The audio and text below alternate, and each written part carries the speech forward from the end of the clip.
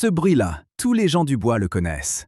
Une planche qui claque, une bûche qui s'ouvre, du bois gercé, tuilé, déclassé. Et la première réaction, c'est d'accuser le bois. Mauvaise pioche. 9 fois sur 10, le coupable, c'est la vitesse de séchage. Dans cette vidéo, on va voir pourquoi il faut sécher lent et pourquoi les plus exigeants du métier le savent depuis toujours. Regardons dans la fibre. Quand on envoie trop de chaleur, trop vite, la surface sèche en quelques heures. Mais le cœur, lui, est encore gorgé d'eau. La surface se contracte. Le cœur résiste. Deux forces opposées dans la même pièce de bois. Le bois ne négocie pas. Il cède. Et il cède en se fendant. Résultat, le trio que vous connaissez trop bien. Les gerces, ces fissures qui courent le long de la pièce. Le tuilage, la planche qui se bombe en travers. Les déformations, le bois qui vrille et ne tient plus une cote. À chaque fois, c'est la même sanction, du bois déclassé, du travail perdu, de la marge qui part en fumée. Un séchage brutal, ça sèche vite. Et ça détruit vite. Pour comprendre le bon séchage, regardez ceux qui ne peuvent pas se tromper. Les tonneliers. Leur mérin de fente est fendu dans le fil du bois, jamais scié en travers. Puis, les futurs douelles passent des années à l'air libre. 2 ans, parfois 3. La pluie lessive les tanins.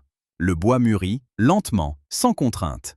C'est de la maturation, pas de la production à la chaîne. Quand une barrique vaut le prix d'une petite voiture, on ne bouscule pas le bois. Jamais. Le séchage solaire basse température part exactement de cette leçon. Entre 25 et 40 degrés, jamais plus. Un séchage lent et maîtrisé qui reproduit l'air libre, avec 2 différences qui changent tout. 1. La météo ne décide plus. L'air est piloté, régulier, homogène.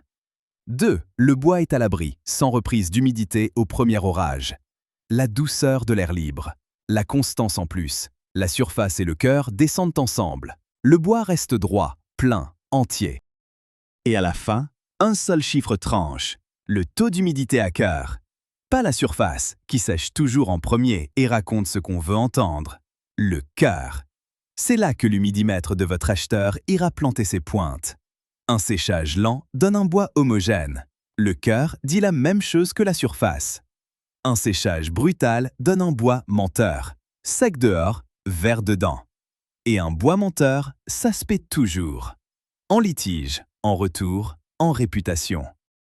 Sécher lent, c'est protéger votre bois et votre prix de vente.